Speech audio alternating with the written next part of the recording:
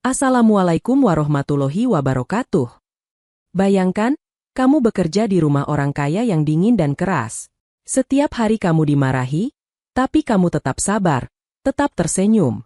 Hingga suatu hari, saat kamu sedang bersih-bersih, kamu menemukan foto lama di laci majikanmu, foto dua anak kecil, dan salah satunya adalah kamu sendiri.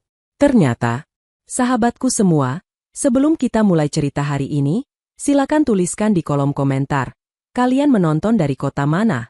Semoga setiap yang menekan tombol subscribe di channel ini, Allah mudahkan langkahnya, lapangkan rezekinya, sehatkan tubuhnya, dan kabulkan segala hajat dunia akhirat.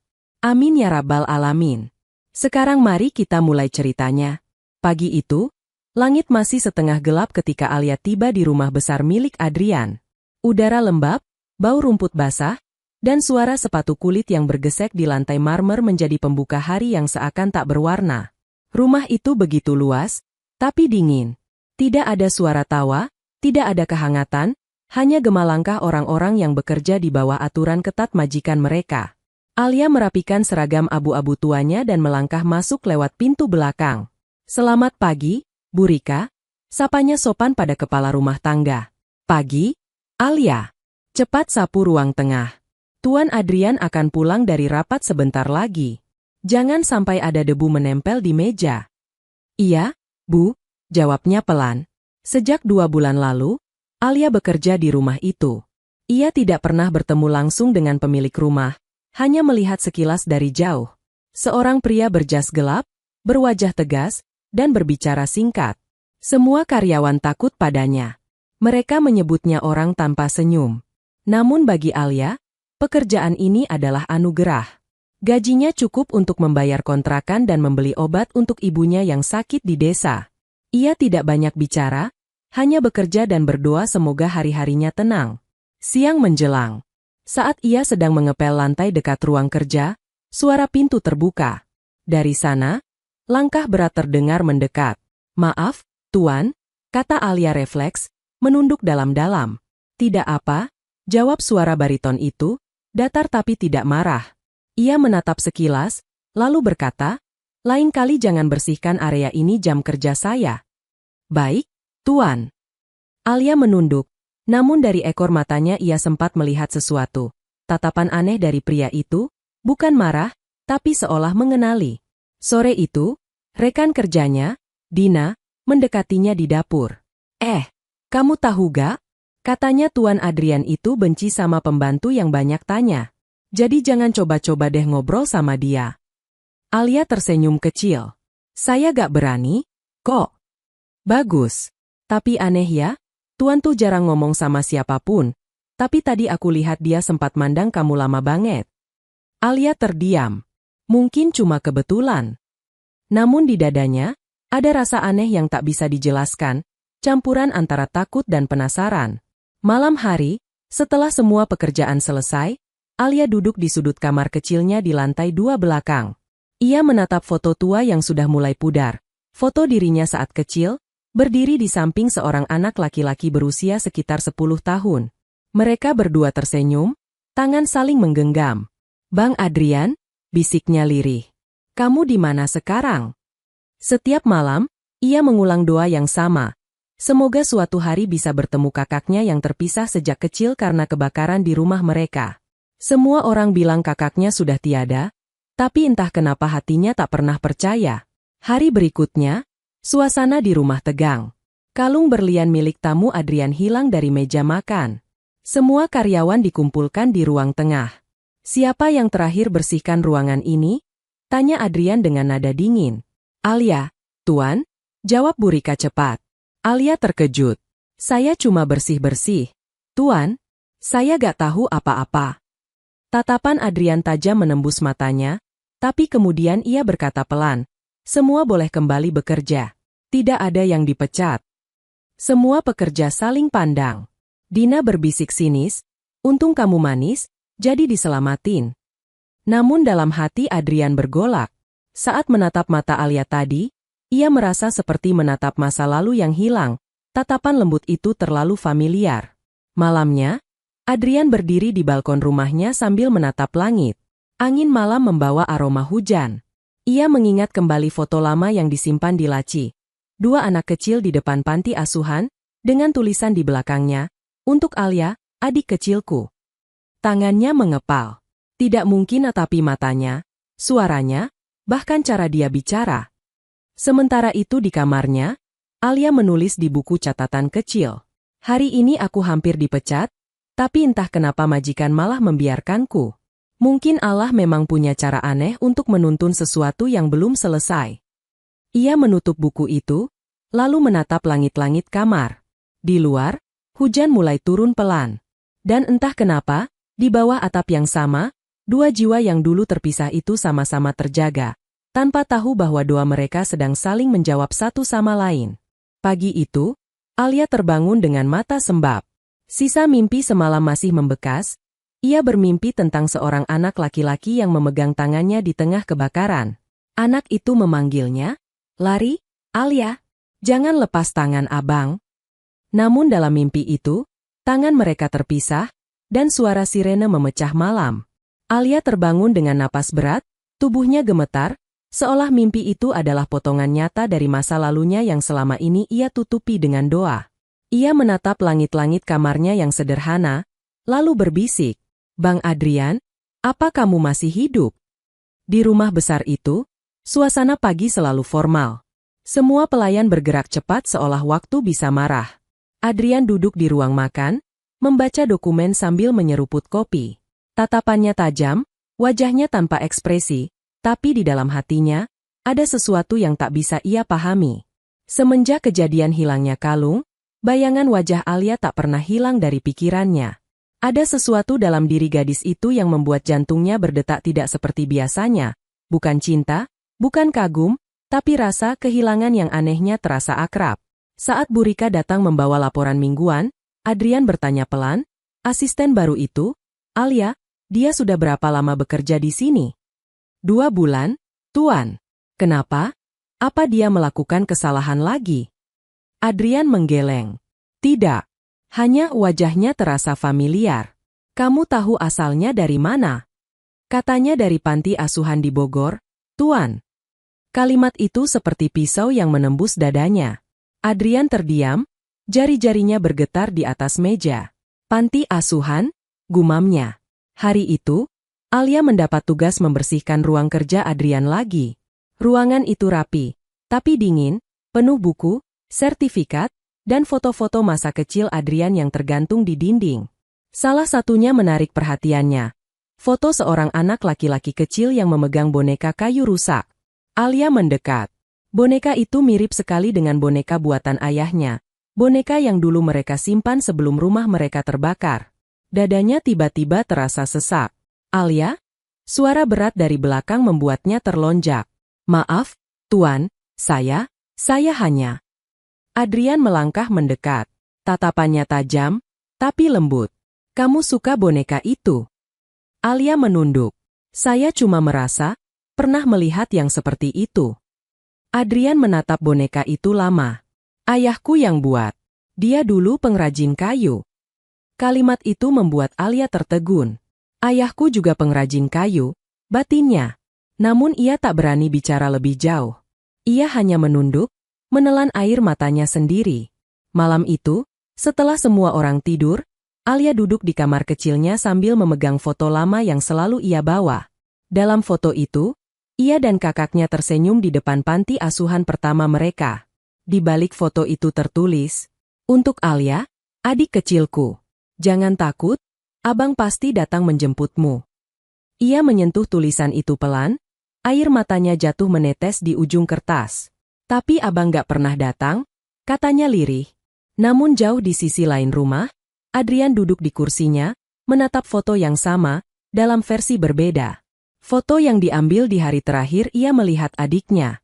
Di belakangnya tertulis, "Untuk Adrian, jangan berhenti mencari adikmu." Ia menutup mata, menahan perih yang sudah bertahun-tahun ia simpan.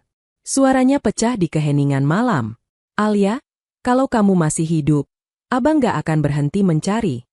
Hari berikutnya, cuaca mendung. Alia sedang menjemur karpet di halaman belakang ketika Dina datang dengan senyum sinis. "Kamu tahu gak? Tuan Adrian itu yatim piatu. Katanya dulu rumahnya kebakar dan dia kehilangan adiknya. Dengar-dengar, adiknya gak pernah ditemukan. Kasihan? Ya. Alia menoleh cepat. Kamu bilang kehilangan adik? Iya. Anak perempuan, katanya masih kecil waktu itu. Tapi buat apa kamu kaget? Emangnya kamu pikir kamu adiknya? Dina tertawa kecil dan pergi. Tapi hati Alia bergetar. Dunia seakan berhenti di kalimat itu. Semua detailnya sama. Kebakaran, kehilangan, panti. Apa mungkin? Malamnya, hujan turun deras. Petir menyambar langit. Adrian duduk di ruang tamu sendirian, sementara Alia menyiapkan teh hangat di meja kecil. Saat ia meletakkan cangkir itu, sebuah benda jatuh dari saku bajunya, selembar foto tua. Foto yang sama. Keduanya menatap benda itu bersamaan.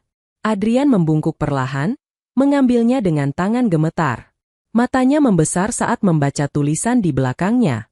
Untuk Alia, adik kecilku. Alia menatapnya, napasnya tercekat. Tuan, dari mana Anda tahu nama itu? Adrian menatapnya lama. Karena itu nama yang abang panggil setiap malam dalam doa. Suasana hening. Petir menyambar di luar. Dan untuk pertama kalinya dalam hidupnya, Alia melihat air mata jatuh di wajah majikannya. Namun sebelum ia sempat bicara, Adrian berdiri dan pergi ke ruang kerjanya, meninggalkan Alia terpaku, dengan jantung yang berdebar hebat dan air mata yang menetes tanpa suara. Pagi di rumah Adrian selalu berjalan dengan ritme yang kaku. Setiap langkah pelayan seperti jarum jam yang berdetak tanpa jeda. Namun pagi itu terasa berbeda. Sejak malam ketika foto itu jatuh dari saku Alia, suasana rumah menjadi sunyi dengan cara yang aneh. Seperti ada rahasia besar yang bersembunyi di balik dinding-dinding marmer itu. Alia berjalan pelan melewati koridor panjang sambil membawa nampan teh. Dari kejauhan, ia melihat Adrian berdiri di balkon lantai atas, mengenakan kemeja putih dan celana abu tua. Tatapannya kosong menembus langit mendung. Ia tampak letih, tidak lagi seperti majikan yang biasanya penuh wibawa. Selamat pagi, Tuan. Sapa Alia hati-hati. Adrian menoleh perlahan. Kamu tidur nyenyak semalam? Pertanyaan itu membuat Alia sedikit terkejut. Ia tidak menyangka pria itu memperhatikannya. Cukup, Tuan. Terima kasih. Adrian mengangguk kecil. Kalau kamu butuh libur, bilang saja. Aku tidak mau kamu jatuh sakit. Nada suaranya lembut, tapi di balik itu ada sesuatu, seperti beban yang disembunyikan. Alia ingin bertanya apakah ia baik-baik saja, tapi menahan diri. Ia hanya membungkuk sopan dan berlalu, meninggalkan tatapan Adrian yang terus mengikutinya sampai menghilang di balik pintu. Sepanjang hari, Adrian hampir tidak berbicara dengan siapapun.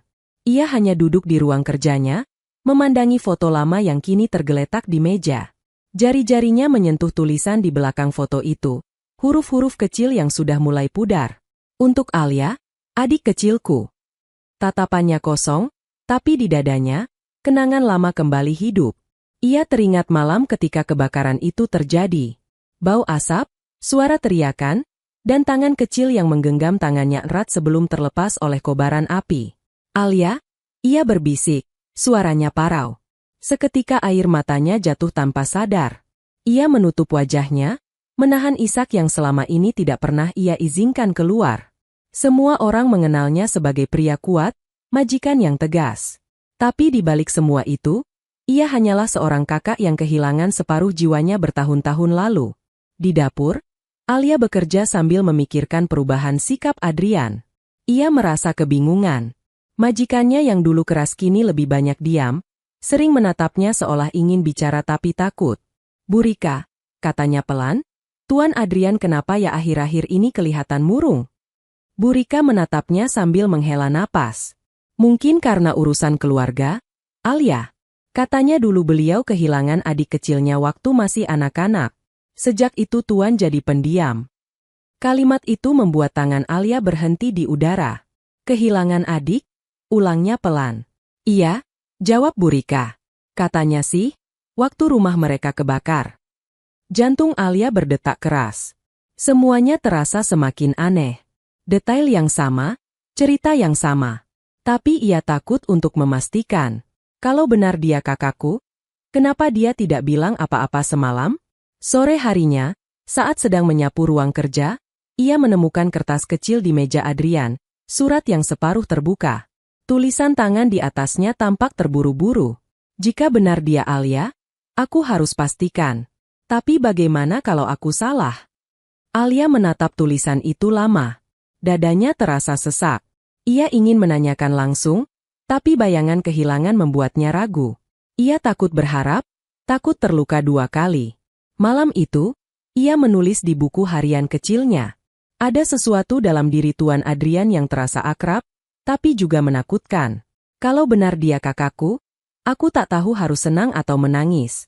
Karena selama ini aku hidup dengan bayangan bahwa dia sudah tiada. Keesokan paginya, Adrian memanggil semua staf ke ruang tengah. Wajahnya serius. Aku akan melakukan pemeriksaan pribadi. Ada beberapa hal di rumah ini yang perlu aku pastikan, katanya singkat. Semua pekerja saling pandang, tapi tak ada yang berani bertanya. Setelah rapat selesai, Adrian menghampiri Alia. Setelah kamu beres kerja hari ini, aku ingin bicara sebentar. Alia mengangguk. Baik, Tuan. Tapi di dalam hatinya, ia tahu pertemuan itu akan mengubah segalanya. Sore menjelang, dan suasana di ruang kerja Adrian terasa berbeda. Meja rapi, jendela terbuka, dan cahaya matahari sore menembus tirai tipis. Adrian duduk dengan wajah tegang, sedangkan Alia berdiri di depan pintu, menunduk sopan. Kamu pernah tinggal di panti asuhan mana, Alia? Tanya Adrian tanpa basa-basi. Alia sedikit terkejut. Di panti Cahaya Hati, Tuan. Adrian menghela napas panjang. Tahun berapa? 2002 sampai 2008, jawabnya. Adrian menatapnya lama. Kamu masih ingat nama orang tuamu? Alia mengangguk pelan. Ayah Rendra, Ibu Lila. Kursi Adrian bergeser tiba-tiba. Matanya membesar. Apa kamu bilang? Suaranya bergetar. Alia menatap bingung. Ayah saya, Rendra. Kenapa, Tuan? Adrian menutup wajahnya. Air matanya jatuh sebelum sempat ia tahan. Ya Allah, jadi selama ini. Alia melangkah mundur, bingung dan takut. Tuan, kenapa? Adrian menatapnya, kali ini tanpa jarak, tanpa topeng. Karena aku anak Rendra dan Lila juga. Aku kakakmu, Alia. Waktu seolah berhenti. Suara jam dinding mengisi keheningan panjang. Alia terpaku, tubuhnya lemas. Air mata mengalir tanpa ia sadari. Tapi, bagaimana mungkin? Adrian tersenyum pahit di antara air matanya. Abang gak pernah berhenti nyari kamu. Cuma gak nyangka, ternyata kamu ada di rumah ini. Jadi orang yang setiap hari abang lihat tanpa sadar. Alia menutup mulutnya dengan gemetar. Bang Adrian? Suara itu keluar begitu saja. Alami, penuh rindu. Mereka berdua saling menatap lama. Dua jiwa yang pernah terpisah, kini berdiri di bawah atap yang sama, menahan tangis yang tak bisa lagi disembunyikan. Malam itu, di rumah besar yang dulu terasa dingin, terdengar isak 2 orang yang akhirnya menemukan kembali keluarga mereka. Namun di luar sana, langit masih mendung, seolah ingin mengingatkan, perjalanan belum selesai. Setiap kebenaran selalu membawa luka baru yang harus disembuhkan. Beberapa hari berlalu sejak pengakuan itu. Hubungan antara Alia dan Adrian berubah, tidak lagi dingin, tapi juga belum sepenuhnya hangat.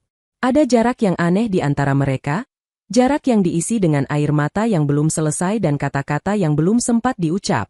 Mereka sepakat untuk menyimpan rahasia itu dulu. Adrian takut jika kabar bahwa pembantunya ternyata adik kandungnya tersebar, akan menimbulkan masalah, baik di lingkungan rumah maupun di perusahaan besar yang ia pimpin. Namun diam-diam, mata-mata di dalam rumah mulai memperhatikan. Dan gosip mulai berhembus seperti api kecil yang menunggu disiram minyak. Suatu siang, Alia sedang menyetrika di ruang laundry ketika Dina datang sambil membawa nampan berisi jus. Alia, akhir-akhir ini kamu sering dipanggil Tuan, ya?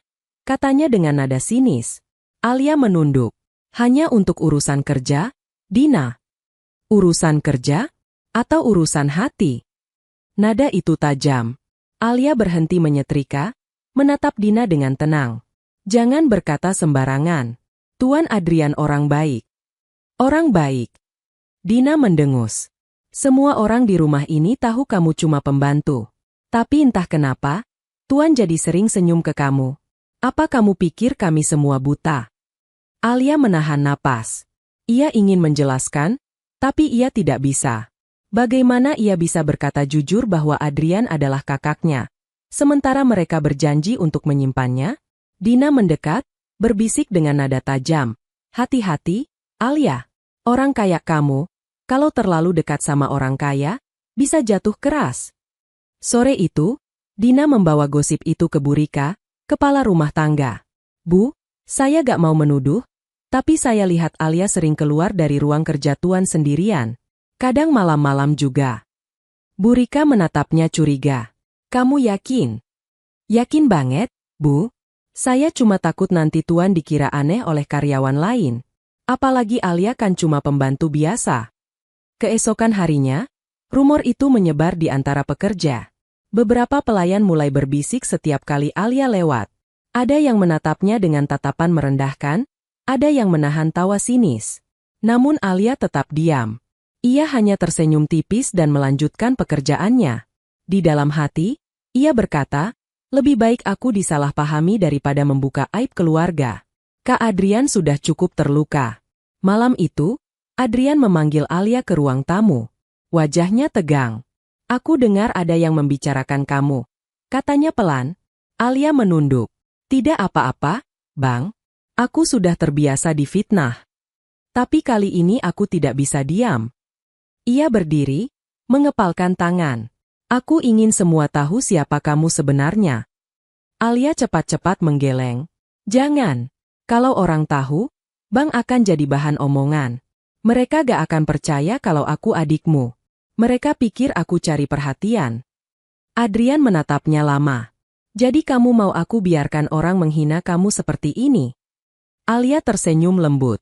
Aku sudah kehilangan kehormatan dulu waktu kehilangan keluarga. Sekarang, aku punya abang. Itu sudah cukup. Kata-kata itu membuat Adrian terdiam. Ia menatap gadis di depannya. Lemah lembut, tapi hatinya sekeras baja. Ia menghela napas berat, lalu berkata lirih, kamu selalu seperti ibu. Alia tersenyum haru. Berarti aku tidak salah lahir dari keluarga ini. Namun malam itu, sesuatu terjadi. Dina yang tidak puas dengan hasil gosipnya menyelinap ke ruang kerja Adrian. Ia mengambil foto lama yang disimpan di meja, foto Alia kecil dan Adrian di panti asuhan. Keesokan paginya, foto itu tersebar di grup para pekerja.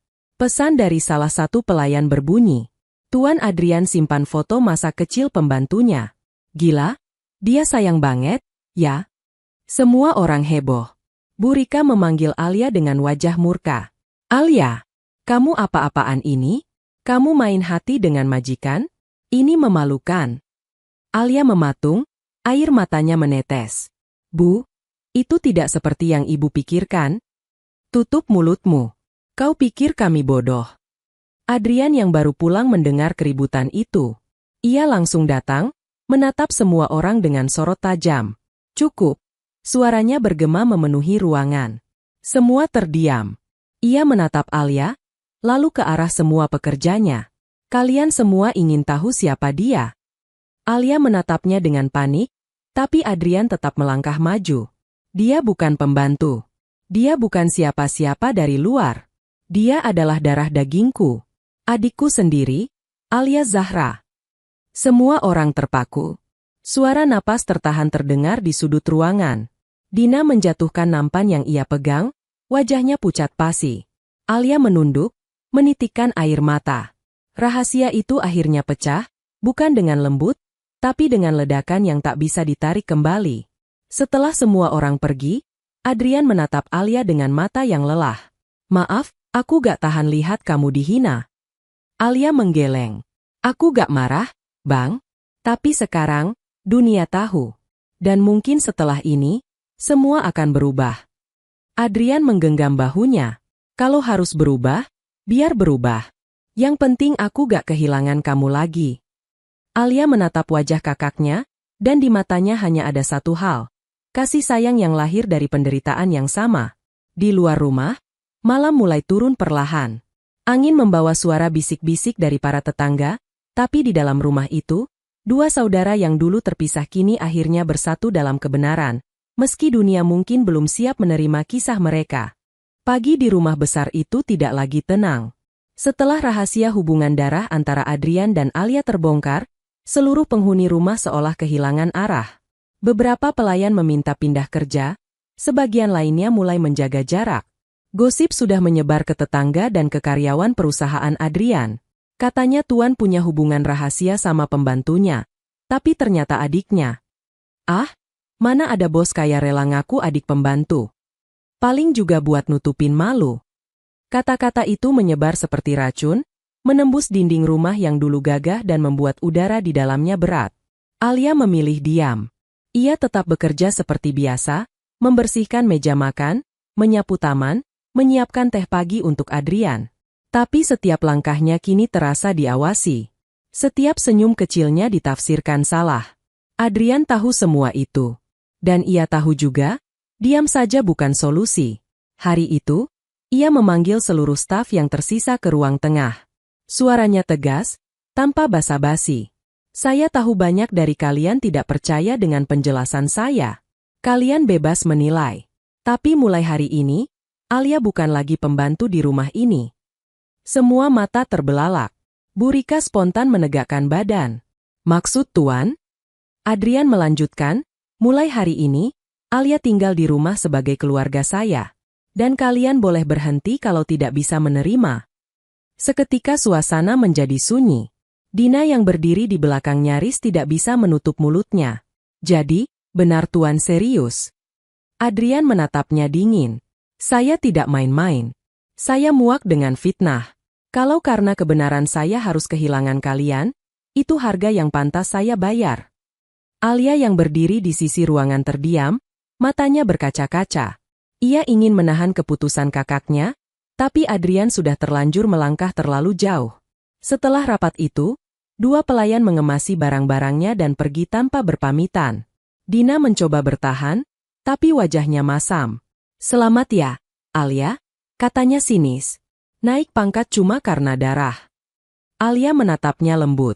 Lebih baik terlambat dikenal benar, daripada selamanya dikenal salah. Dina mendengus dan pergi. Beberapa hari berikutnya, Adrian memutuskan langkah yang lebih besar, sesuatu yang bahkan Alia sendiri tak sangka. Ia menyerahkan jabatan CEO di perusahaannya sementara waktu kepada wakil direktur dan memilih fokus, menata ulang hidup. Bang, kenapa begini? Bukankah abang kerja keras untuk posisi itu? Tanya Alia dengan cemas. Adrian menatapnya sambil menyalakan rokok, lalu memadamkannya kembali tanpa sempat mengisap. Selama bertahun-tahun abang cuma kerja, kerja. Mengejar uang, nama, dan jabatan, karena abang pikir semua itu bisa menutup kehilangan abang. Tapi setelah abang nemuin kamu, semua itu terasa kosong. Alia menggeleng, air matanya mengalir. Abang gak perlu ngorbanin semuanya cuma buat aku. Adrian tersenyum kecil. Abang gak ngorbanin. Abang cuma pengen tenang. Dan satu-satunya cara buat tenang, ya dengan mulai dari keluarga yang tersisa. Beberapa minggu kemudian, Adrian mengajak Alia ke sebuah rumah sederhana di pinggir kota. Rumah itu tak sebesar rumah mereka yang sekarang. Halamannya kecil, cat dindingnya krem polos. Mulai hari ini, kita tinggal di sini, katanya. Alia menatapnya terkejut.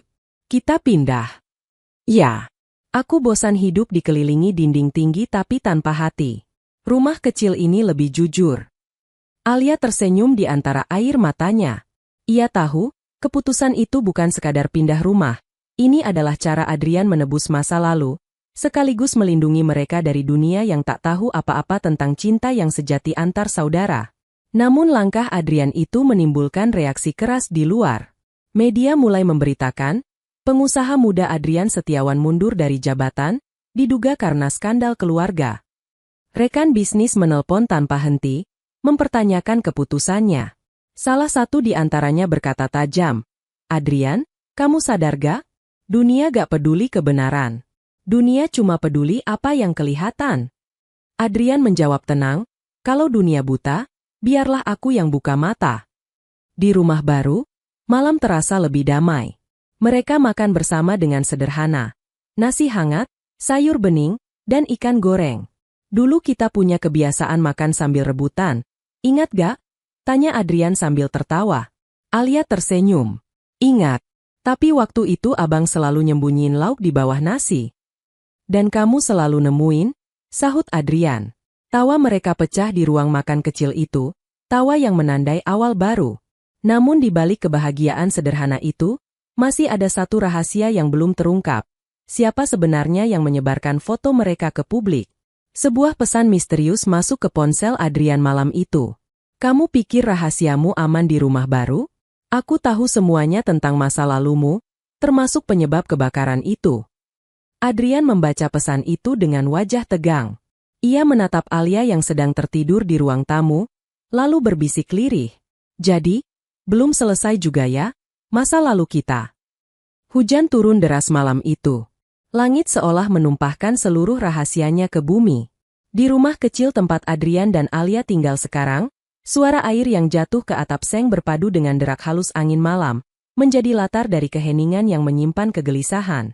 Adrian duduk sendirian di ruang tamu, menatap layar ponselnya yang menampilkan pesan anonim semalam. Aku tahu penyebab kebakaran itu. Bukan kecelakaan. Kata-kata itu seperti paku yang menancap dalam di pikirannya. Selama ini ia percaya bahwa kebakaran yang memisahkan dirinya dan Alia hanyalah musibah. Tapi pesan itu mengguncang keyakinan itu dari akar. Siapa yang tahu? Dan kenapa sekarang, setelah mereka akhirnya menemukan satu sama lain? Alia turun dari kamarnya, mengenakan cardigan tipis. Bang, belum tidur. Adrian cepat menyembunyikan ponselnya di meja. Enggak, cuma gak bisa tenang. Alia mendekat. Masih kepikiran berita di luar sana? Ya. Adrian menggeleng. Bukan. Cuma, kadang aku mikir, apakah kita benar-benar sudah bebas dari masa lalu? Alia menatap wajah kakaknya, dan di balik senyum lelahnya, ia merasakan ada beban yang belum diucapkan.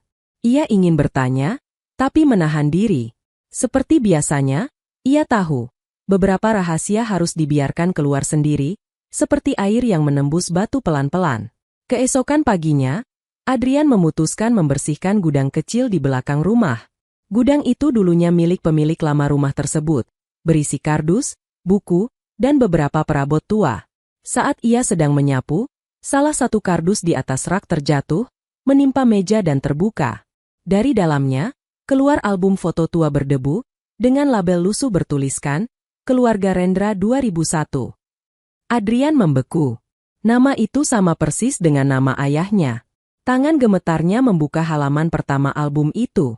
Di sana ada foto rumah kayu tua mereka dulu, rumah yang terbakar habis dalam ingatannya. Lalu halaman berikutnya memperlihatkan foto ayah mereka sedang mengangkat bayi perempuan kecil, Alia. Namun yang membuat jantungnya berhenti berdetak adalah foto terakhir di halaman berikutnya. Sebuah foto keluarga bersama seorang pria lain, yang tersenyum di samping ayah mereka, dengan tulisan di bawahnya, partner bisnis, Hadi Saputra. Wajah pria itu tak asing. Itu adalah wajah ayah Rania, mantan rekan bisnis ayah mereka, yang dulu tiba-tiba kaya setelah kebakaran itu terjadi. Adrian menggenggam foto itu kuat-kuat. Jadi selama ini bukan kecelakaan, gumamnya. Matanya memanas. Ia merasa darahnya mendidih di setiap urat nadi. Malam harinya, ia menunjukkan album itu kepada Alia. Lihat ini, katanya dengan suara berat. Alia duduk di sampingnya, menatap foto itu dengan mata terbelalak. Ini, rumah kita dulu. Adrian mengangguk. Dan ini, orang yang ada di sebelah ayah, Hadi Saputra. Bukankah itu, ayahnya Kak Rania? Suasana hening. Nama itu seperti membuka kembali luka yang sudah ditutup rapat. Rania, wanita yang dulu sempat menghancurkan kehidupan mereka, tanpa mereka tahu ternyata keluarganya sudah lebih dulu menghancurkan segalanya. Bang, kamu yakin? Tanya Alia pelan. Adrian menatapnya, matanya tajam. Aku yakin. Waktu itu ayah menolak menandatangani kontrak tanah keluarga untuk dijual ke perusahaan Hadi. Tak lama kemudian, rumah kita terbakar. Dan setelah itu, tanah itu dijual. Alia menutup mulutnya dengan tangan, menahan tangis.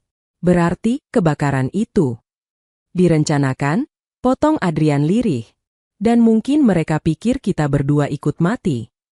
Alia menggigit bibirnya, air matanya jatuh tanpa suara. Ya Allah! Beberapa hari setelah penemuan itu, Adrian menyelidiki lebih dalam. Ia mencari arsip surat tanah dan laporan kepolisian lama. Di antara berkas-berkas yang sudah menguning, ia menemukan laporan saksi anonim yang dulu diabaikan polisi. Di situ tertulis, "Saya melihat seorang pria keluar dari rumah keluarga Rendra malam itu, membawa jerigen bensin. Tapi sebelum saya sempat bicara, dia mengancam saya untuk diam." Dan di bawahnya tertulis tanda tangan samar, saksi HS. Adrian mengepalkan tangan. HS. Hadi Saputra. Alia menatap kakaknya, takut dan marah sekaligus. Bang, kalau semua ini benar berarti keluarga mereka harus tahu. Adrian menatap foto di tangannya, rahangnya mengeras. Ya, tapi kebenaran kadang datang dengan harga yang mahal. Apa kamu siap, Alia? Alia mengusap air matanya, lalu mengangguk. Kita sudah kehilangan segalanya dulu karena kebohongan.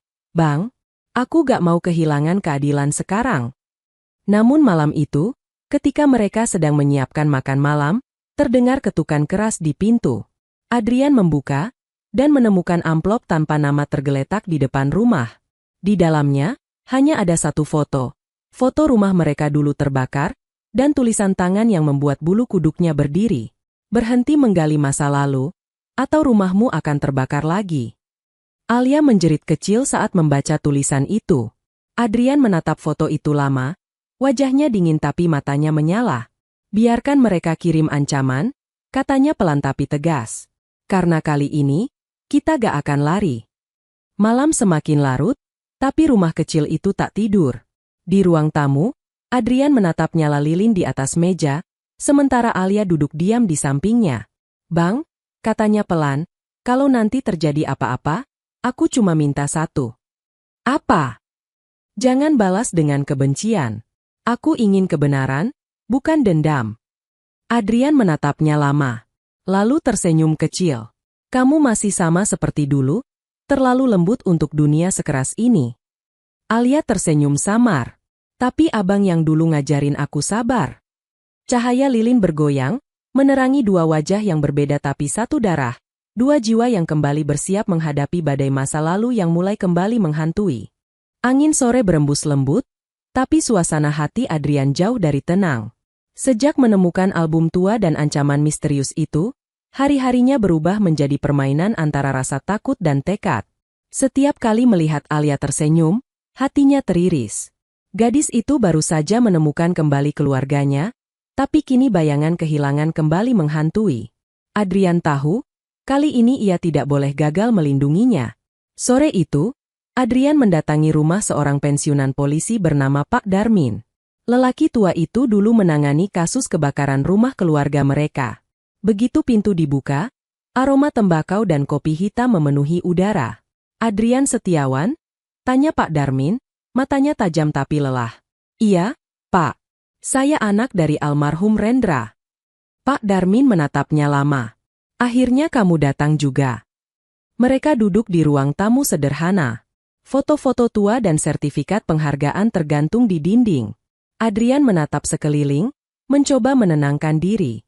Pak, saya cuma mau tahu, siapa sebenarnya yang menyebabkan kebakaran itu? Pak Darmin menghela napas panjang.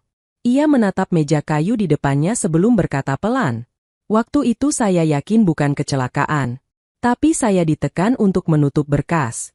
Orang-orang kuat di belakang kasus itu ingin semuanya seolah musibah biasa. Siapa orang-orang itu?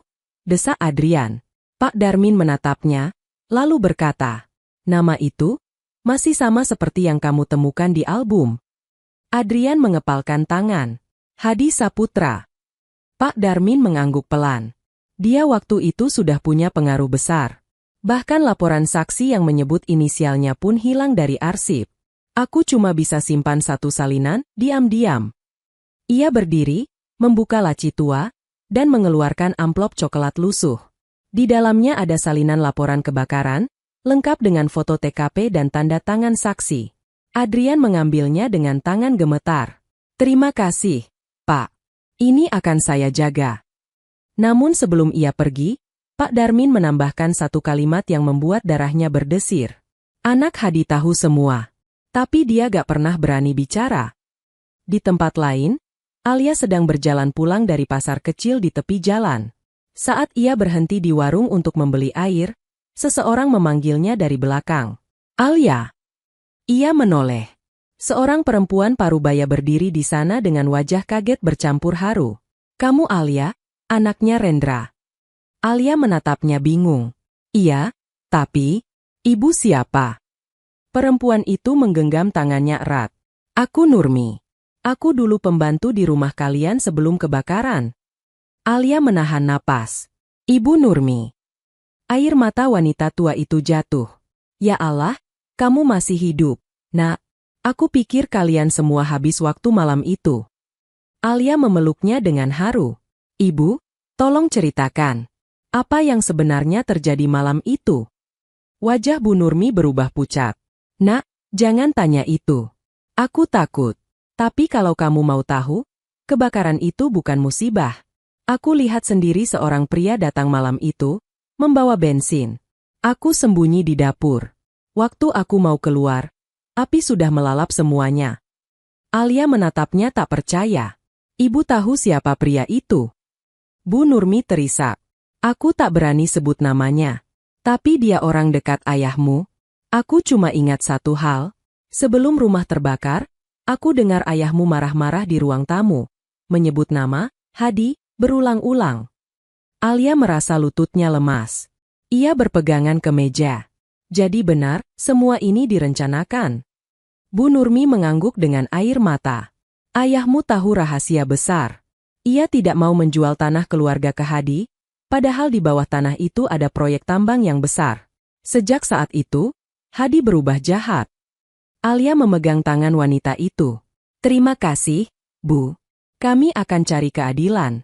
Demi ayah dan ibu. Malamnya, Adrian kembali ke rumah dengan amplop di tangan. Alia menunggunya di teras, wajahnya tegang tapi tegar. Bang, aku ketemu Bu Nurmi. Dia tahu siapa pelakunya. Adrian berhenti, menatap adiknya. Aku juga sudah tahu. Dan semua bukti menunjuk ke orang yang sama.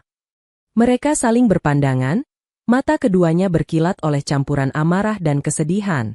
Berarti, langkah kita selanjutnya jelas, kata Alia pelan. Adrian mengangguk. Kita hadapi keluarga itu. Tapi dengan cara kita, tanpa kebencian. Beberapa hari kemudian, mereka mendatangi kantor hukum untuk membuka kembali berkas lama kebakaran rumah keluarga mereka. Pengacara yang mereka temui terkejut melihat data dan foto yang dibawa Adrian. Kalau semua ini benar, ini bisa jadi kasus besar. Tapi kalian harus siap, karena orang yang kalian lawan bukan orang sembarangan. Adrian menatap tegas. Kami sudah kehilangan segalanya. Tidak ada lagi yang bisa mereka hancurkan. Namun malam itu, saat mereka pulang, sebuah mobil hitam mengikuti dari kejauhan. Dari dalam, seseorang sedang menelepon dengan suara dingin. Mereka mulai buka kasus lama. Kalian tahu apa yang harus dilakukan. Lampu mobil menyala kuat, menembus gelap malam. Dan di rumah kecil yang mereka kira aman, Adrian dan Alia belum sadar, masa lalu yang mereka kejar kini sedang berbalik arah, mengejar mereka dengan lebih kejam. Malam di rumah kecil itu semakin sunyi. Namun di balik keheningan, ada sesuatu yang terasa tidak biasa, seperti mata yang terus mengintai dari balik gelap. Alia merasakannya lebih dulu. Sejak beberapa hari terakhir, ia sering mendengar suara langkah pelan di luar jendela atau bayangan yang bergerak cepat di ujung halaman. Bang, aku merasa ada yang ngawasin kita. Katanya suatu malam, suaranya gemetar. Adrian menatap keluar jendela, memeriksa pekarangan. Itu cuma perasaanmu. Tapi tetap waspada. Ya, jangan keluar sendirian. Namun di dalam hatinya, Adrian tahu, Alia tidak berlebihan. Ia sendiri sudah beberapa kali melihat mobil hitam yang sama parkir di ujung gang setiap malam. Keesokan harinya, Adrian menemui pengacara mereka, Pak Surya. Namun saat sampai di kantor hukum itu, ia mendapati ruangan berantakan. Laci terbuka, dokumen berserakan, dan Pak Surya duduk pucat di kursinya. Pak Surya, apa yang terjadi? Sang pengacara mengusap keringat di dahinya. Seseorang masuk semalam. Mereka ambil semua dokumen terkait kasus kebakaran keluarga Rendra. Adrian mengepalkan tangan. Berarti mereka tahu kita menyelidiki. Pak Surya mengangguk pelan. Dan mereka ingin kamu berhenti. Adrian menarik napas panjang, lalu berkata lirih, kalau mereka pikir aku akan mundur, mereka salah besar. Sementara itu di rumah, Alia sedang menjemur pakaian ketika seseorang lewat di depan pagar. Lelaki itu berpakaian hitam, menunduk dalam, dan sempat menatapnya sekilas. Tatapannya dingin, menancap dalam seperti belati. Alia bergegas masuk dan menutup pintu. Nafasnya tersengal. Ia mengambil ponsel, hendak menelepon Adrian, tapi sebelum sempat menekan tombol, layar ponselnya berkedip dan mati. Kenapa mati tiba-tiba? Gumamnya panik. Dan saat itu juga, suara ketukan pelan terdengar dari pintu belakang. Tok, tok, tok. Alia menahan napas. Siapa? Suaranya bergetar. Tidak ada jawaban. Tok, tok, tok lebih keras kali ini. Ia memegang gagang pintu, tapi sebelum membukanya, terdengar suara motor berhenti di depan rumah. Adrian pulang. Ia langsung berlari membukakan pintu depan. Bang, ada orang di belakang rumah. Adrian berlari ke halaman belakang, tapi tidak menemukan siapapun. Hanya ada jejak sepatu di tanah basah, menuju ke arah pagar belakang yang terbuka setengah. Alia memeluk dirinya sendiri, tubuhnya gemetar. Bang, mereka tahu kita di sini. Adrian menatap langit yang mulai gelap. Mereka mungkin bisa menakut-nakuti, tapi tidak akan bisa menyentuh kita kalau kita bersatu. Namun saat malam tiba, perasaan was-was itu tidak hilang. Pukul 2 dini hari, Adrian terbangun karena mendengar suara retakan dari luar. Ia segera mengambil senter dan keluar ke ruang tamu. Cahaya lampu jalan masuk dari jendela, memperlihatkan siluet seseorang berdiri di halaman. Siapa di sana? Serunya. Bayangan itu berlari, dan Adrian mengejarnya sampai keluar pagar. Tapi begitu sampai di ujung gang, sosok itu sudah menghilang. Di tanah, ia menemukan secari kertas kecil dengan tulisan tangan yang sama seperti ancaman sebelumnya. Berhenti sebelum terlambat. Kebakaran dulu cuma awal. Adrian menggenggam kertas itu erat. Dadanya bergetar antara amarah dan ketakutan. Ia menatap langit malam dan berbisik lirih. Kalau kalian pikir aku akan diam seperti ayah dulu, kalian salah. Keesokan harinya, Adrian menemui seseorang yang sudah lama ia kenal. Teman lamanya di dunia bisnis, Rendra kecil, anak dari seorang wartawan senior. Namanya Dimas. Dimas, aku butuh bantuannya. Aku ingin buka kasus lama ini ke publik. Dimas menatapnya serius. Kamu sadar resikonya? Kalau orang yang kamu lawan benar-benar sekuat itu, mereka bisa menghancurkan kamu. Adrian tersenyum tipis. Aku sudah pernah kehilangan segalanya. Kali ini aku tidak punya apa-apa lagi untuk mereka ambil. Dimas mengangguk. Baik, aku bantu kamu. Tapi kita harus main pintar. Kita kumpulkan saksi, dan kita rekam setiap ancaman. Adrian mengulurkan tangan. Terima kasih, Dim. Jaga dirimu, RI. Dan jaga adikmu. Dunia kotor tidak bisa dibersihkan dengan darah, tapi bisa dikalahkan dengan bukti. Di rumah, Alia menemukan sesuatu yang aneh. Di bawah pintu, ada amplop kecil tanpa nama. Di dalamnya hanya sehelai foto. Gambar dirinya sedang duduk di halaman rumah, diambil dari kejauhan. Tangannya gemetar. Ia menatap foto itu lama, lalu berlari ke kamar Adrian. Bang, lihat ini. Adrian menatap foto itu dengan rahang mengeras.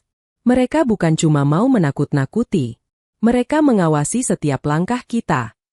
Alia mulai menangis. Bang, aku takut. Adrian memeluk bahunya. Jangan takut. Mereka bisa pantau kita, tapi mereka gak bisa sentuh kebenaran. Namun dalam hati, Adrian tahu, perang ini baru dimulai. Malam itu, sebelum tidur, Alia menulis di buku harian kecilnya. Aku tidak tahu sampai kapan kami bisa kuat, tapi aku percaya, kalau kebenaran dari Tuhan, tak ada ancaman yang bisa memadamkannya. Aku hanya ingin ayah dan ibu tenang di sana. Kami sedang berjuang untuk nama mereka. Di luar, hujan kembali turun. Cahaya petir menyambar, menerangi jendela rumah kecil itu. Dan di seberang jalan, di dalam mobil hitam yang sama, seseorang sedang menatap foto Alia sambil berkata pelan, "Kalau kalian terus nekat maka api itu akan menyala lagi." Malam itu, udara terasa aneh. Langit terlalu tenang untuk sebuah kota kecil, dan angin yang berhembus membawa aroma logam, seperti tanda buruk yang dikirim semesta. Alia tak bisa tidur. Sejak kejadian amplop berisi foto itu, rasa takutnya tidak pernah benar-benar pergi. Ia berjalan ke ruang tamu, berharap segelas air hangat bisa menenangkan pikirannya. Tapi begitu membuka tirai, hatinya langsung mencelos. Di seberang jalan, mobil hitam yang sama kembali terparkir, lampunya mati, namun bayangan dua sosok terlihat samar di dalamnya. "Bang!" Suaranya bergetar. Mereka datang lagi. Adrian yang masih terjaga di ruang kerja langsung berdiri. Ia melihat dari jendela yang sama, dan untuk pertama kalinya, mata mereka bertemu dengan mata orang di mobil itu. Sosok di dalamnya menyalakan rokok, lalu membuang abunya ke tanah tanpa berpaling. Adrian mematikan lampu rumah. "Alia, ambil tasmu. Sekarang." "Kenapa, Bang?" "Aku gak yakin mereka cuma mau menakut-nakuti lagi."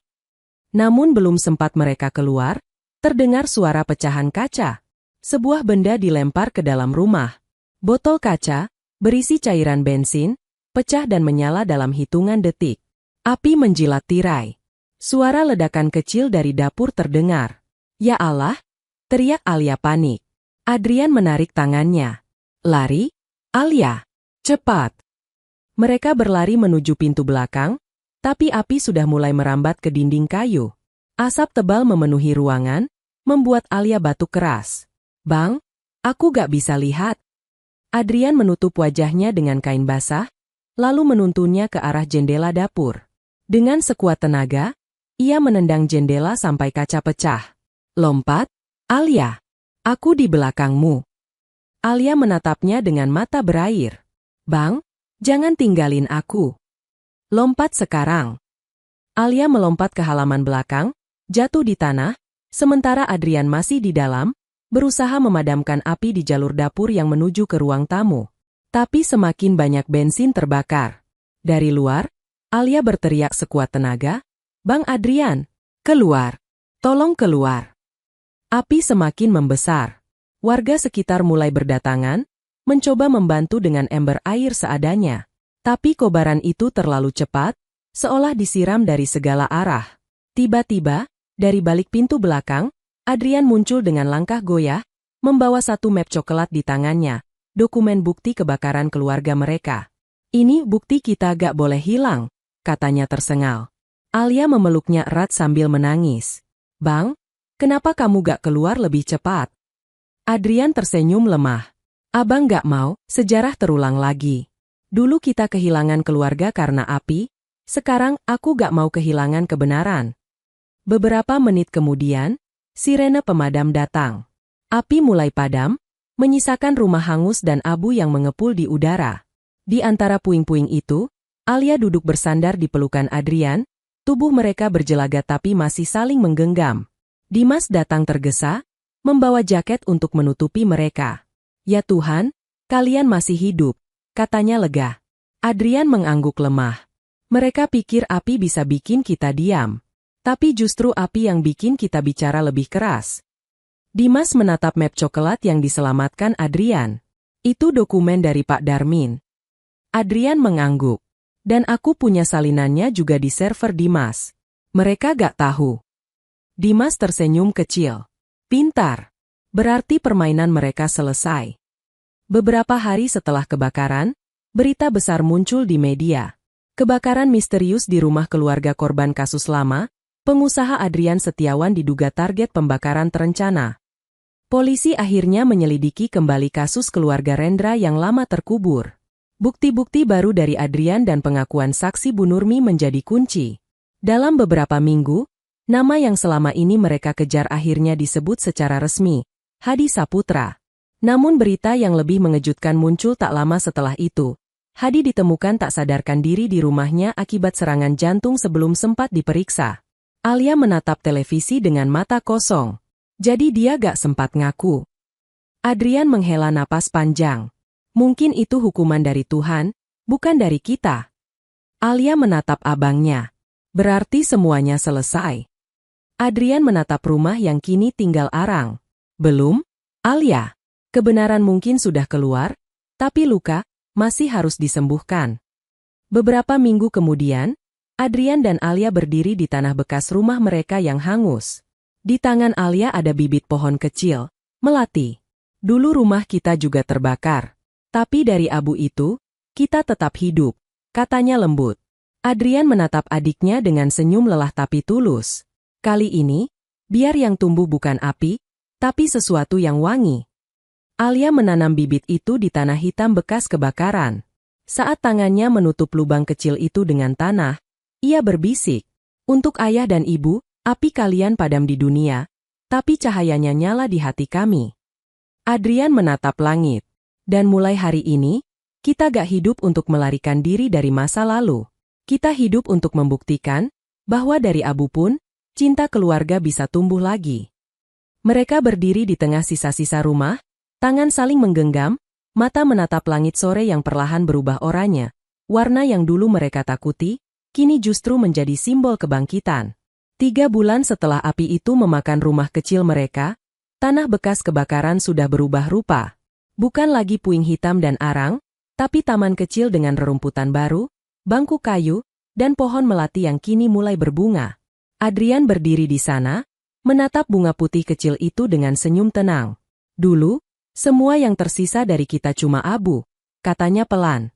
"Sekarang, lihat bahkan tanah yang terbakar pun bisa wangi lagi." Alia berdiri di sampingnya, memegang cangkir teh hangat. "Tanahnya memang gosong, Bang. Tapi akar melati itu tumbuh dari doa." Adrian menatapnya lembut. "Doa dan keberanianmu." Kehidupan mereka mulai normal kembali. Setelah kasus Hadi Saputra ditutup secara resmi, nama Adrian dan Alia dibersihkan.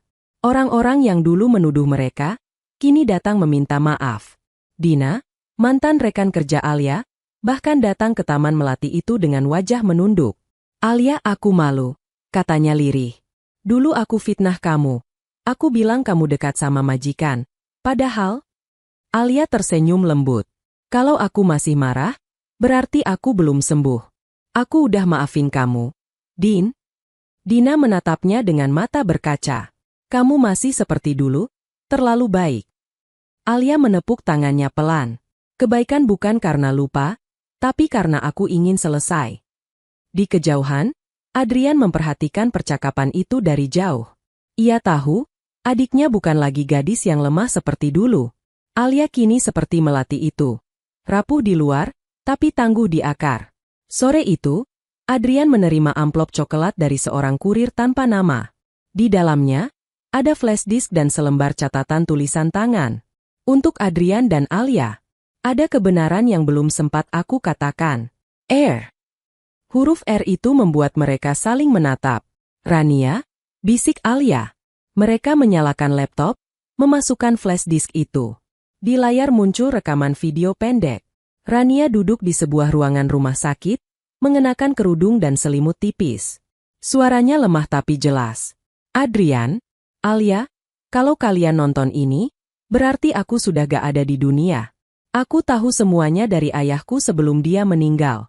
Dia nyesal, dia ngaku, kebakaran itu memang rencana dia. Tapi dia juga bilang, bukan cuma demi harta. Dia disuruh oleh orang yang lebih tinggi. Ada proyek besar waktu itu yang melibatkan pejabat-pejabat kotor. Ayahku cuma pion." Rania terisak pelan. "Aku tahu aku banyak salah sama kalian. Aku ambil cinta kamu, aku fitnah Alia. Tapi aku gak bisa mati sebelum bilang, aku minta maaf. Semoga kalian berdua hidup lebih damai dari kami." Rekaman berakhir. Layar kembali gelap. Alia menatap layar itu lama, lalu menangis tanpa suara. Jadi selama ini, dia juga korban. Adrian menghela napas panjang. "Ya, mungkin ini alasan kenapa Tuhan belum biarkan kita benci sepenuhnya." Beberapa hari kemudian, mereka mendatangi rumah sakit tempat Rania dulu dirawat. Seorang perawat menyerahkan sebuah kotak kecil kepada Alia. Ini titipan almarhumah Rania. Katanya, hanya boleh dibuka setelah kalian menonton videonya. Alia membuka kotak itu perlahan. Di dalamnya ada dua benda. Kalung emas kecil berbentuk hati yang terbakar sebagian, dan selembar foto lama, foto mereka bertiga di masa lalu. Adrian, Alia, dan Rania kecil, saat mereka semua masih berteman di panti asuhan. Alia terisak. Aku lupa. Rania dulu satu panti sama kita. Adrian tersenyum getir. Berarti kita bukan cuma kehilangan keluarga, tapi juga teman lama yang pernah jadi bagian dari hidup kita. Alia menggenggam kalung itu erat. Kalau Rania bisa berubah di akhir hidupnya, berarti gak ada manusia yang benar-benar jahat, ya bang? Adrian menatap langit biru. Gak ada. Yang ada cuma manusia yang terlambat menemukan terang. Minggu berikutnya, mereka resmi membuka taman kecil di bekas rumah mereka, menamainya Taman Melati Rendra. Di sana, mereka menanam puluhan bunga melati baru bersama anak-anak yatim dari panti asuhan tempat mereka dulu tumbuh. Adrian berdiri di depan mereka, berbicara dengan suara mantap. Dulu, tanah ini saksi kebencian dan keserakahan. Tapi mulai hari ini, tanah ini jadi tempat tumbuhnya cinta. Karena setiap luka akan sembuh kalau disiram dengan doa. Alia menatap anak-anak kecil itu tertawa, dan dalam diam ia tahu, ini adalah bab terakhir dari penderitaan mereka. Bukan akhir kisah, tapi awal kehidupan baru. Malamnya, mereka duduk berdua di taman yang kini bermandikan cahaya lampu kecil.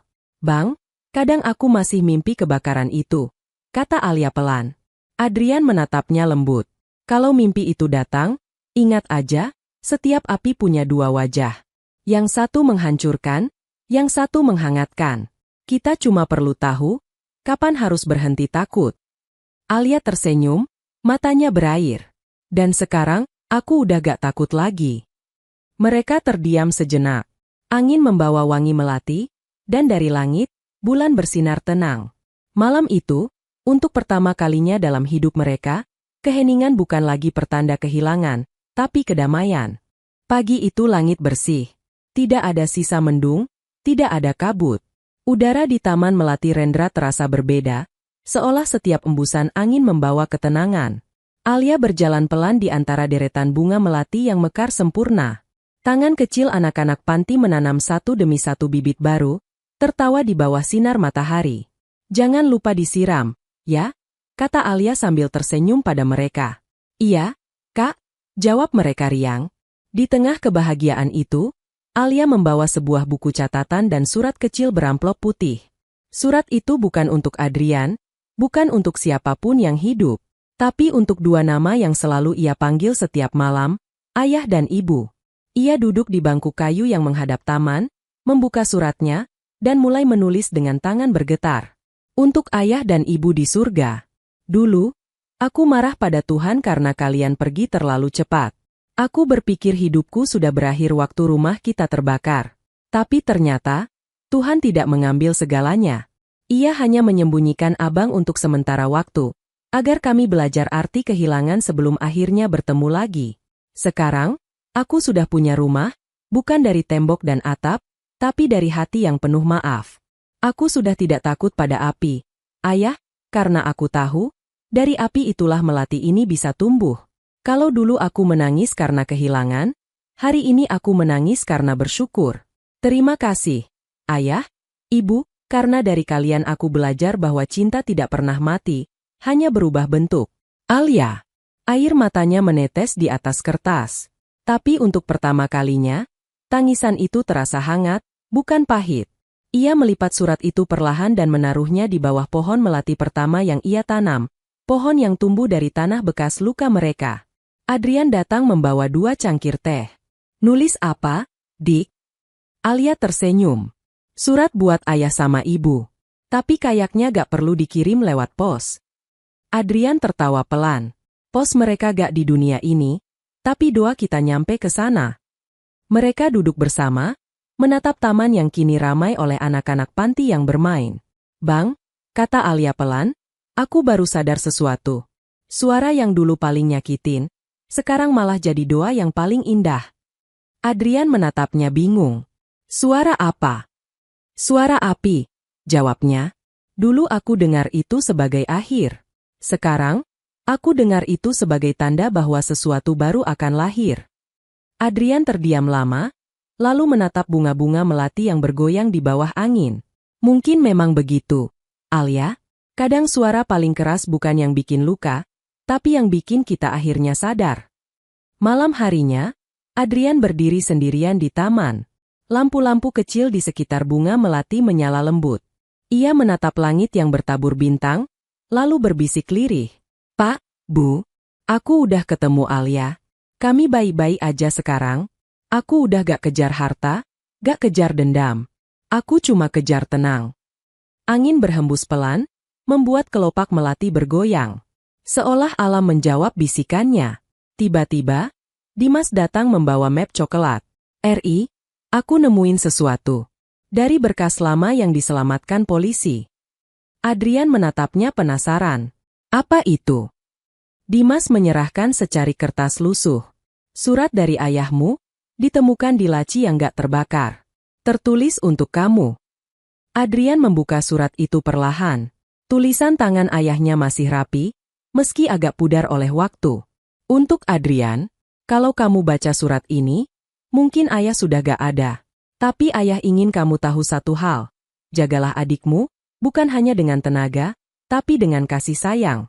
Jangan habiskan hidup untuk mencari siapa yang bersalah. Kadang, kebenaran sudah cukup tanpa harus ada balasan. Ingat, nak, api bisa memakan rumah, tapi tidak bisa memakan hati yang jujur." "Ayah." Adrian menutup surat itu, menatap langit dengan mata basah. "Ayah tahu segalanya bahkan sebelum terjadi." Dimas menepuk bahunya. "Dan kamu sudah melakukan yang ayah minta." Alia datang menghampiri, melihat surat di tangan abangnya. "Ayah tulis itu." Adrian mengangguk. "Dan aku baru benar-benar ngerti maknanya sekarang." Alia tersenyum sambil menatap bintang. "Ayah pasti bangga, Bang." Malam semakin larut. Alia dan Adrian berdiri berdampingan di depan taman melati. Angin membawa wangi lembut bunga yang baru mekar. "Bang," kata Alia, "kalau suatu hari aku pergi duluan, tolong jaga taman ini, ya?" Adrian tersenyum kecil. "Gak usah mikir jauh, Alia. Taman ini bukan milik kita. Ini milik setiap orang yang pernah kehilangan." Alia menatapnya lama. "Tapi kamu yang menanamnya pertama kali. Dan kamu yang menyiramnya dengan air mata," jawab Adrian. Mereka tertawa pelan. Tawa yang tidak lagi menutupi luka, tapi menandakan sembuhnya hati. Di langit, bulan bersinar di antara awan tipis. Di bawahnya, dua saudara yang dulu terpisah oleh api kini berdiri bersama, bukan lagi dikejar masa lalu, tapi dijaga oleh kedamaian yang mereka tanam sendiri. Pagi itu, langit tampak secerah doa. Udara beraroma melati, dan burung-burung beterbangan di atas taman melati Rendra yang kini semakin rindang. Tidak ada lagi abu, tidak ada lagi gosong. Yang tersisa hanyalah kehidupan, dan ketenangan yang terasa seperti hadiah setelah badai panjang. Alia menyiapkan minuman hangat di meja taman, sementara Adrian sibuk menyiangi rumput. Setiap kali tangan mereka menyentuh tanah, seolah mereka sedang berbicara dengan masa lalu. "Bang," kata Alia lembut, "kalau dulu aku tahu semua ini berakhir seperti ini, mungkin aku gak akan takut kehilangan." Adrian tersenyum, menyeka keringat di dahinya. "Mungkin karena kalau kita gak pernah kehilangan, kita gak akan ngerti arti menemukan." Alia terdiam sejenak, lalu menatap ke langit. "Ayah dan ibu pasti lihat kita sekarang." Adrian menatap arah yang sama. Dan mungkin mereka sedang tersenyum, karena anak-anaknya akhirnya berhenti berlari dari masa lalu. Menjelang siang, rombongan anak-anak panti datang lagi untuk bermain di taman. Mereka membawa spanduk kecil bertuliskan, "Hari Melati Hari Doa untuk yang pernah kehilangan." Anak-anak berlari di antara bunga, tertawa riang. Beberapa orang tua dari lingkungan sekitar pun ikut datang. Salah satu anak perempuan kecil menarik tangan Alia. "Kak Alia, kenapa taman ini namanya Melati Rendra?" Alia tersenyum lembut. "Karena melati itu bunga yang tumbuh dari tanah yang pernah terbakar. Sayang, sama seperti hati kita, bisa wangi lagi meski pernah luka." Anak itu mengangguk polos. Berarti aku juga bisa tumbuh kayak melati. Ya? Alia memeluknya. Kamu gak cuma bisa tumbuh. Kamu bisa mekar lebih indah. Adrian memperhatikan dari jauh, dan hatinya hangat. Dulu, suara rumah terbakar yang ia dengar adalah akhir dari segalanya. Sekarang, suara tawa anak-anak itu menjadi irama baru, kehidupan yang dipulihkan. Sore menjelang. Langit berwarna jingga, lembut seperti selimut hangat. Adrian duduk di bangku taman, menatap matahari perlahan turun. Di sampingnya, Alia menulis sesuatu di buku harian kecilnya. Masih nulis surat lagi? Tanya Adrian sambil tersenyum. Alia menggeleng. Bukan surat. Aku nulis mimpi. Mimpi? Iya. Mimpi tentang masa depan yang gak perlu sempurna, asal damai. Adrian terdiam. Ia menatap wajah adiknya yang kini terlihat jauh lebih tenang. Tidak ada lagi bayangan takut, tidak ada lagi air mata. Alia, katanya pelan, abang kadang lupa bersyukur.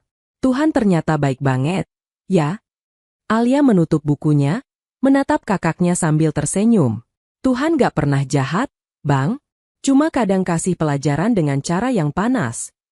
Mereka tertawa bersama, tawa yang jujur, tanpa luka di dalamnya. Malam datang dengan langit penuh bintang. Di taman itu, Adrian menyalakan lampu-lampu kecil di sepanjang jalan setapak. Cahaya hangat itu memantul di kelopak bunga melati, membuat semuanya tampak berkilau. Alia menatap pemandangan itu sambil berbisik. Indah banget. Kayak taman surga. Adrian tersenyum.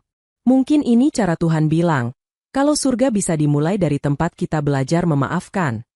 Tiba-tiba, angin bertiup kencang, membuat kelopak melati beterbangan. Di antara bunga yang jatuh, ada sehelai kertas putih kecil. Surat Alia untuk ayah dan ibu yang dulu ia kubur di bawah pohon melati. Kertas itu terbang, melayang ke langit, menembus cahaya lampu-lampu kecil, seolah benar-benar sedang dikirim ke surga. Alia menatapnya, air matanya jatuh lagi, tapi kali ini tanpa sedih. Bang, lihat. Langit jawab doa kita. Adrian menatap ke atas, menahan napas. Iya, mungkin ini cara mereka bilang mereka bangga. Beberapa hari kemudian, Adrian memutuskan untuk menulis buku kecil berisi kisah hidup mereka. Bukan untuk dijual, tapi untuk dikenang. Di halaman terakhir, ia menulis, kehidupan kami dibangun dari 3 hal, kehilangan, keberanian, dan maaf. Api bisa membakar rumah, tapi tidak bisa membakar cinta. Karena cinta, selalu punya cara untuk kembali hidup. Alia membaca kalimat itu dan menatap abangnya dengan mata hangat. Bagus banget, Bang. Tapi aku rasa masih ada satu hal yang kurang. Apa? Kamu belum tulis siapa yang menanam bunga melati pertama di taman ini. Adrian tertawa kecil. Kalau aku tulis namamu, nanti semua orang tahu siapa yang paling kuat di antara kita. Alia tersenyum, memukul bahunya ringan. Kekuatan kita cuma satu, Bang, doa. Mereka menatap langit bersama. Di atas mereka, bintang berkelip lembut. Satu bintang tampak lebih terang dari yang lain, seolah mengedip ke arah mereka. Alia menatapnya dan berbisik, terima kasih, Ayah, Ibu. Dan Adrian menambahkan dengan senyum tenang, kami sudah pulang. Keesokan harinya, matahari terbit dengan warna emas. Taman Melati Rendra ramai oleh anak-anak dan keluarga yang datang menanam bunga baru. Di pintu gerbang, plakat kecil terpampang. Didedikasikan untuk semua yang pernah kehilangan, agar tahu bahwa cinta tidak pernah benar-benar mati. Dan di bawahnya, tertulis nama 2 saudara. Adrian alias Zahra. Api pernah memisahkan mereka. Tapi pada akhirnya, langit mempertemukan mereka kembali, bukan untuk mengulang masa lalu, tapi untuk menulis kisah baru di atas tanah yang sama, dengan tangan yang kini bersih dari dendam.